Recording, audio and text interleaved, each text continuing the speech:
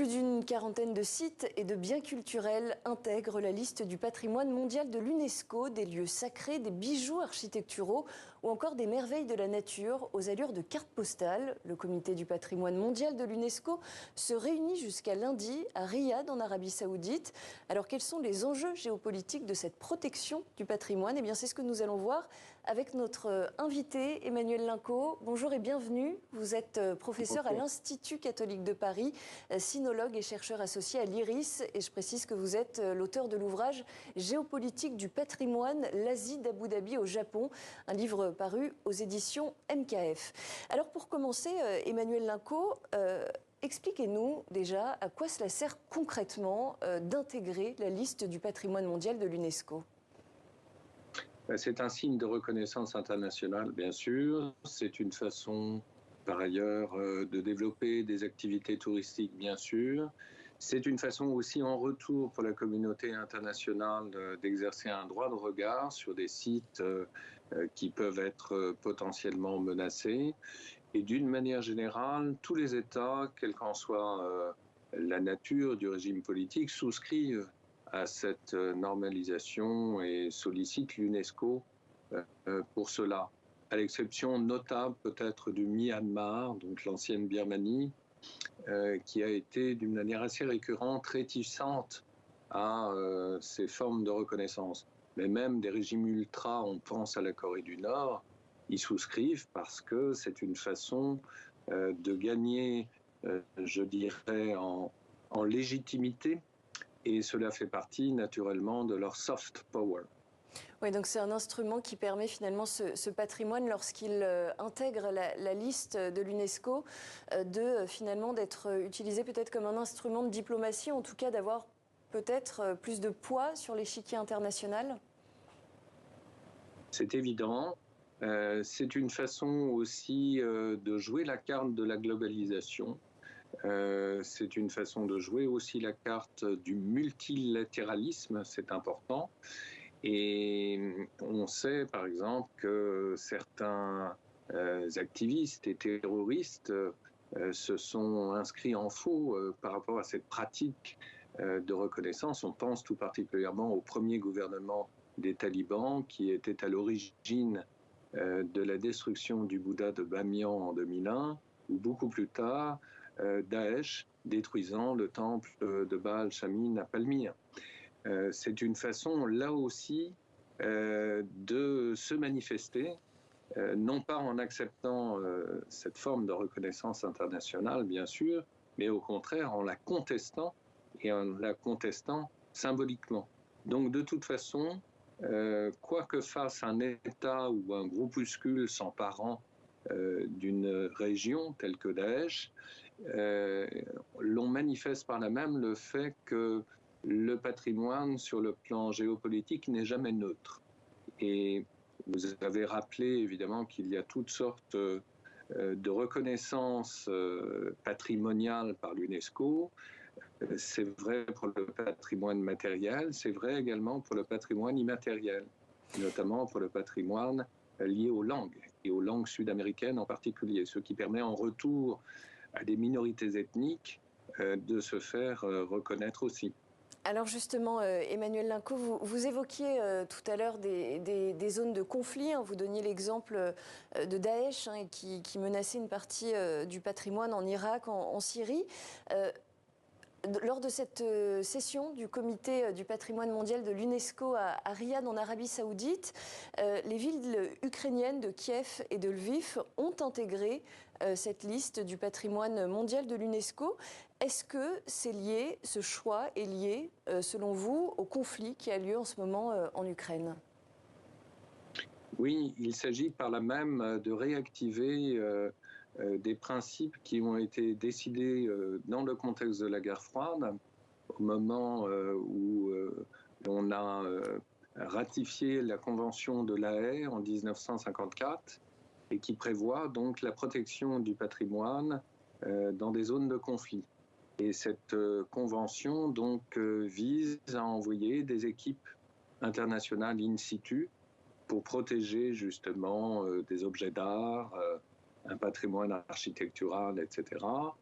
Et surtout, veiller encore une fois à ce qu'il y ait un droit de regard, un droit d'ingérence, ce qui est évidemment extrêmement important, non pas tant pour prévenir des frappes, et on le voit bien en Ukraine, malheureusement, déjà un certain nombre de musées ont été détruits et des collections muséales ont été pillées, mais il s'agit par là même d'alerter la communauté internationale et d'établir évidemment un inventaire, ce qui est très important, surtout si malheureusement ces collections venaient à être pillées. Et ce, évidemment, pour qu'après la guerre, des enquêtes soient menées et que le travail des enquêteurs soit ainsi facilité. Un dernier point, Emmanuel Linco, pour revenir justement sur ce conflit qui oppose l'Ukraine à la Russie. La Russie est membre de l'UNESCO, donc sa position aujourd'hui est-elle encore tenable au sein de l'agence onusienne? La Russie qui bombarde évidemment plusieurs sites et notamment plusieurs musées ukrainiens.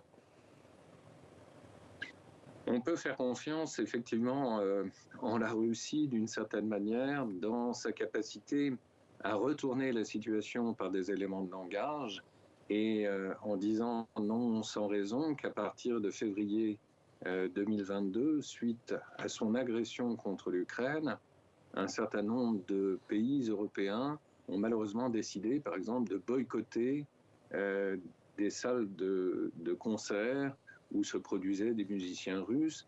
L'université même de Naples, en Italie, avait proscrit l'enseignement de la littérature russe.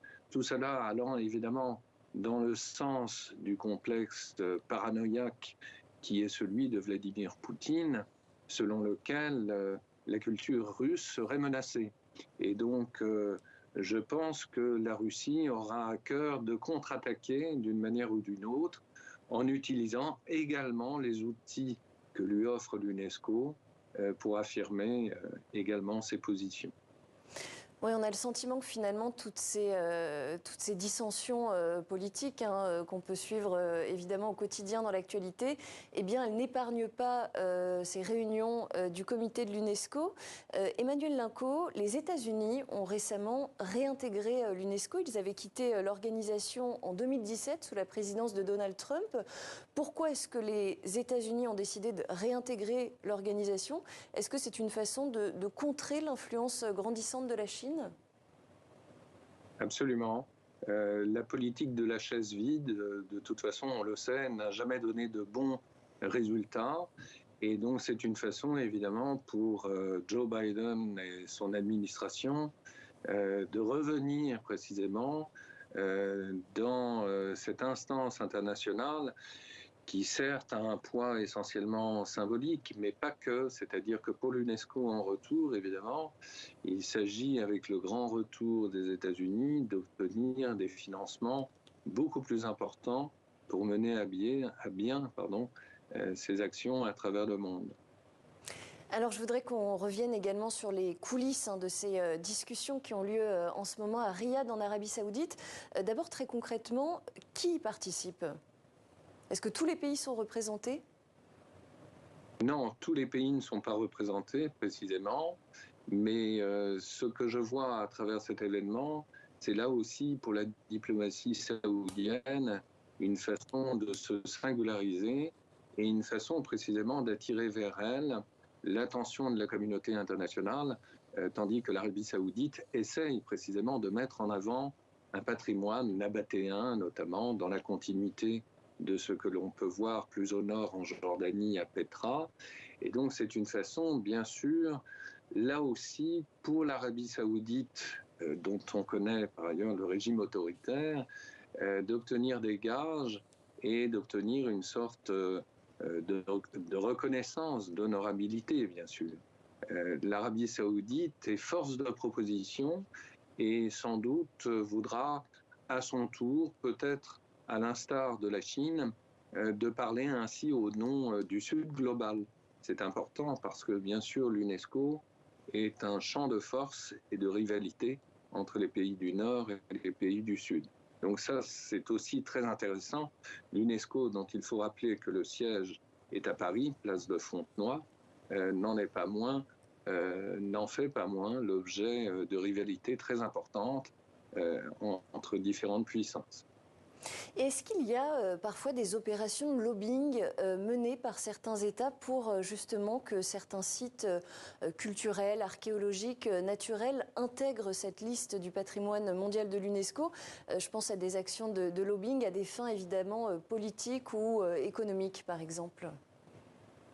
Oui, même sans parler d'opérations de lobbying, il s'agit parfois, je dirais, de démarches qui sont celles de minorités ethniques, j'y reviens, en Nouvelle-Zélande en particulier, chez les Maoris, qui ont ainsi réussi à faire reconnaître la personnalité juridique d'un fleuve qu'ils considèrent comme sacré.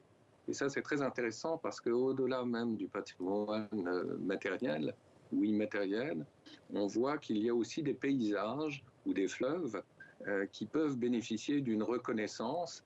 Et on sait, par exemple, que des démarches dans ce sens sont faites aussi pour la reconnaissance juridique en tant que personnalité du fleuve de la Seine, par exemple. Donc, c'est aussi non seulement un lieu de confrontation idéologique, de pouvoir, l'UNESCO, mais c'est aussi un lieu, je dirais, démocratique, c'est-à-dire qu'on a des propositions très diverses qui désormais donnent à la notion de patrimoine une acception beaucoup plus étendue que celle qu'elle pouvait avoir au moment même de la création de l'UNESCO après la guerre.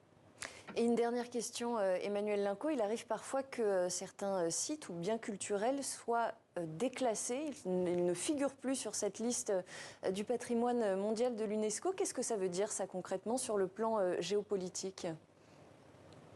Ah ben, ça veut dire très clairement donc une volonté pour la communauté internationale de châtier en quelque sorte les gouvernements considérés comme indésirables.